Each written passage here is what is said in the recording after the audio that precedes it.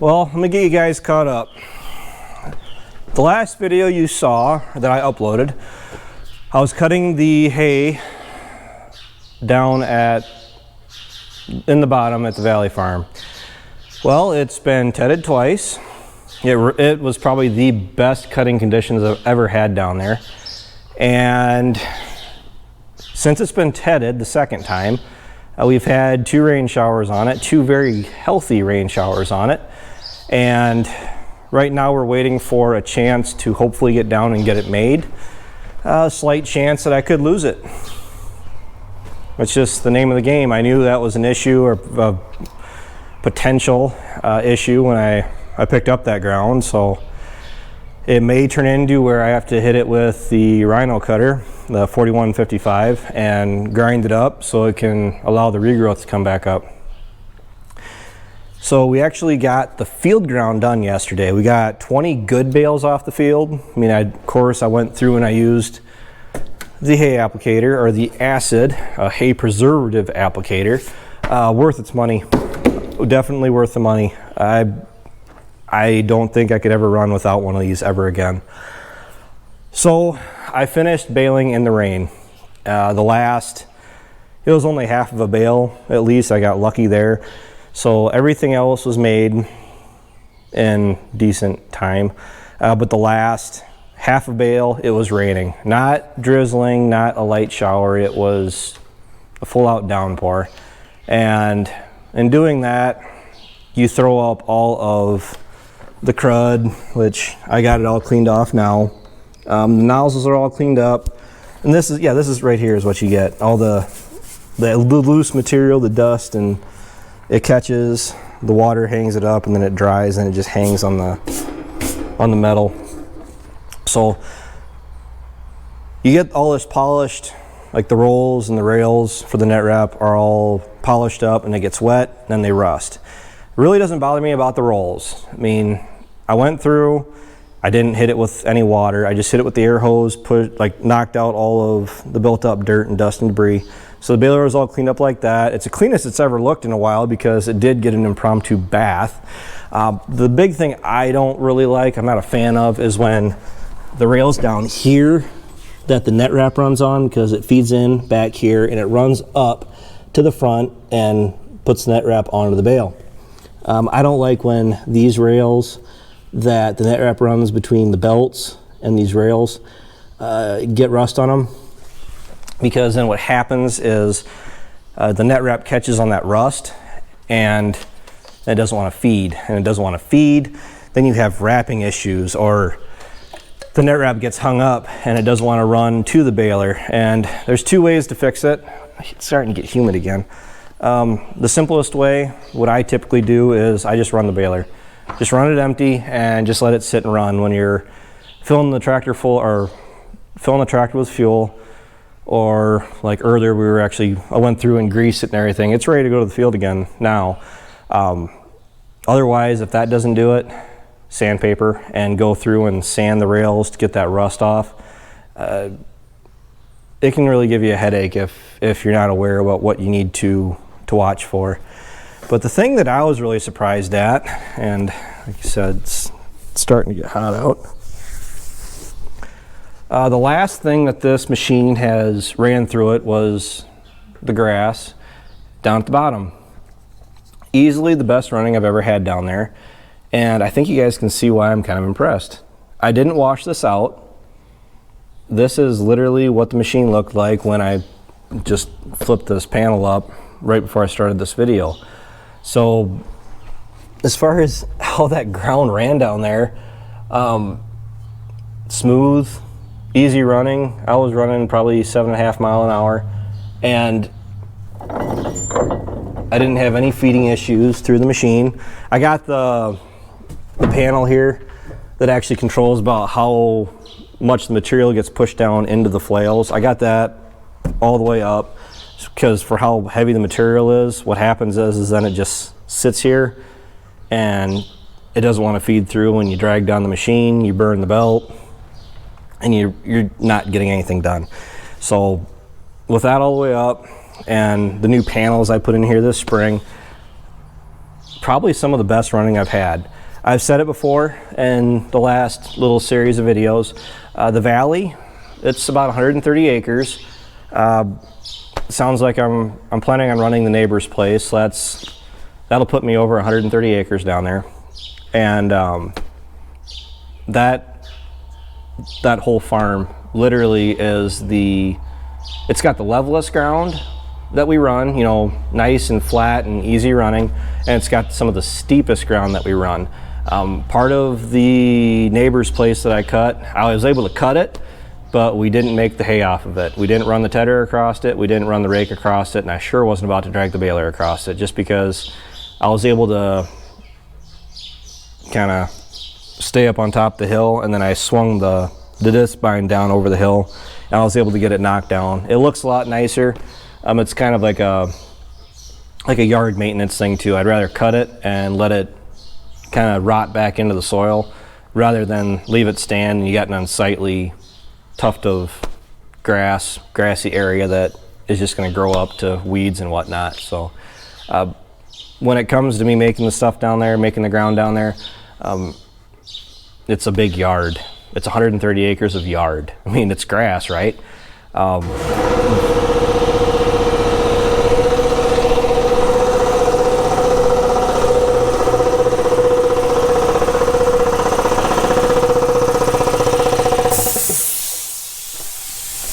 As I was saying, I'm going to go through, this is going to be greased tomorrow. I'm going to change the blades out, not out, but over. These are brand new going down to the valley, and for what I've done down there, I know I hit a rock or two, but really not that bad a condition. I don't sharpen the blades. I'm just going to flip them over and run them, and then if I run enough acres over this turned over blade, I'll change them out. I don't sharpen them. I used to. I get the reasoning behind guys that like to just sharpen their blades, but for the kind of ground that we run, a lot of varying ground. There's rocks and there's rougher dirt. There's ruts in some places, and it's harder on the blades. It's not glass flat 14-mile-an-hour cutting fields. It's contours, it's varying conditions, and what I've found, I've done this enough, I've been cutting hay since I was 12 years old, and what I found is, just like with your lawnmower, so if you take your lawnmower blades off and you sharpen them back, well, the problem is there's not a lot of metal here. There's not much there supporting it. So, okay, it's dull clear back to here. I mean, the blade is out and out and missing. Okay, so you have to go back a good quarter of an inch just to get a sharp edge across that whole blade. Well, the problem is you're losing your support for the rest of this blade if you do hit something that it's easier to bend. It allows it to bend easier. So if you do hit a rock or the ground or something like that, then you may just be out. So instead of flipping the blade over and using this actual machined sharp edge, you may just be out of blade altogether because you're trying to save yourself some money by sharpening this edge. I mean, on us, I mean, I've gone through, when I was sharpening them, I mean, because I'd put a vise behind it and I'd hit it with the hand grinder. And the problem is, because we have rocks, we have sticks, we have tree limbs, stumps, which I haven't hit a stump in a long time, thankfully. Where I've been sharpening the blades, I'd have to go through, if I hit a rock, and not a very big one at that, because their durability is compromised, and have to go through and change out 3 or 4 of these blades, or maybe half the machine in brand new blades, even though I still have a nice sharp machine edge on one side because they're bent beyond repair. So I honestly believe I'm saving myself the headache just by flipping the blades over. It might cost me a little bit more money. These are the 18-degree blades from Deere. I went with those opposed to the flatter blades. I think these actually do work better, especially seems how we're making more grass that might be laying over more, and it does create more of a vacuum when this machine is running. But still, I'm really impressed by how clean that whole cutter bar is. So as far as that goes, it's a maintenance day tomorrow. Ryan got the tedder ready to go. That's been greased, teeth been changed out. Tell you what, I'm gonna go look at my cows. How's that sound? For those of you that want to see a cow update, I'm not gonna do a standalone video talking about the cows, but I'll just attach it to the end of this video. So for everybody else that doesn't want to hear me talk about cows, I'll talk to you later.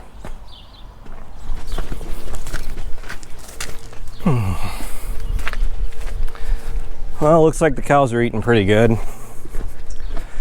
Got a little, well, they're a little spread out, but all the calves are down in the pasture. So these guys are always being fed.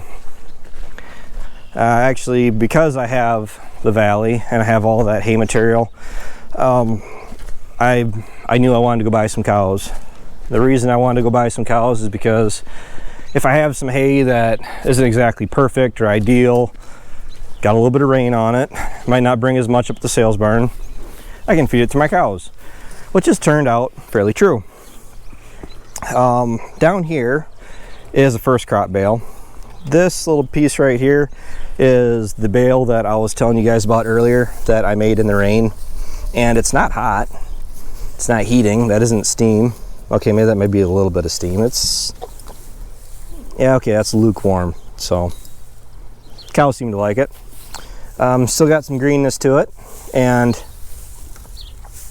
it smells like dry square bales out of the dairy barn back when we milk cows. So it's grass clover, and the cows like it. They're doing good on it. I mean, they're not super bulky, huge cows, but they're also not first calf heifers. These are 5-ish year old cows. And looks like the lot needs to be scraped up again. I do like to keep the lot clean for all the water we've had, the rain we've had, which wasn't a lot, but it was enough. I got to push it back up onto my manure pile. The whole bed pack over there. Once we get done feeding out the last couple fodder bales, which I think we're down to just 4, I'm going to feed those out because they're there. I want to use them. What? I want to use them. The cows do actually go through and they chew up the leaves that are in them, so I want to get some use out of them. And then the whole bed pack, and I'm going to clean out that outer shed. It's going to get pushed out onto the manure pile, and it can sit and decompose and rot the rest of the summer. And I can spread it on the field this winter. I don't know if I've addressed this yet because I've done another video talking about the mill flow, the additive I put on the round bale a while back. I'm not sure if I uploaded that video yet or not, or if I'm not even going to post it. But I have a bull. If you guys watch How Farms Work, that is my brother's bull. You've seen him before, and he's really loving his job right now. So these guys, ideally, I want to have the bull in with my cows between June 1st and August 1st, so they calve approximately where I want them to calve. Probably going to push it back to September 1st this year, just because I know I'm missing 2 calves yet. Not that they just up and disappeared, it's because they weren't born yet. And I'm trying to come up with 2 solutions.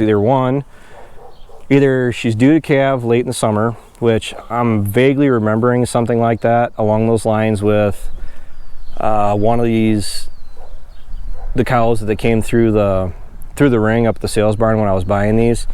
I'm pretty sure one was supposed to calve like late August.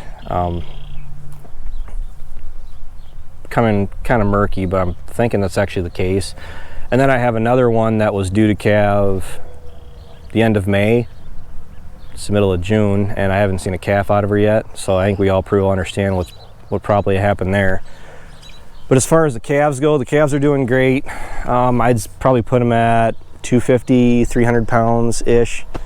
If I'm doing a random average across them, I'd say between 200 to 300 pounds, just because they were spread out over probably 60 to 80 days. Probably going to push back when I was going to wean them off. I was figuring September 1st, probably going to be October 1st. I'm planning on putting them in that lot where the bunk is at. I got to do the fences around it, so it'll actually contain them, so that way I can get them in, wean them off, vaccinate them, cut the bulls. The heifers, I'm planning on keeping the heifers at this point in time, so either I'm going to load them back out and take them down to my place and put them in the pasture down there, or I will put them back in with the cows. I mean, because I won't have a bull in here by then. Why didn't I go buy a bull? I didn't have time. I just talked to Herschel here yesterday, and the same thing I told him. It's been one thing after the other. From back in March, April, when we were bulldozing, they were pushing all this, the dirt around, to tillage, to planting, to hay work, to getting the hay equipment ready to run, to hauling grain, to cultivating, and right now watching cows, checking cows. Really need to get a chance to move do some of these fences, but I just haven't had a chance. So this is the quick update on the calves. My camera's blinking at me, so I'm out of battery power, but you'll see more of the cattle, I promise. So we just haven't done much with them. They're pretty much living the good life, eating all they want and laying out in the sun. So until next time, take care, take it easy, keep in touch. Talk to you guys later.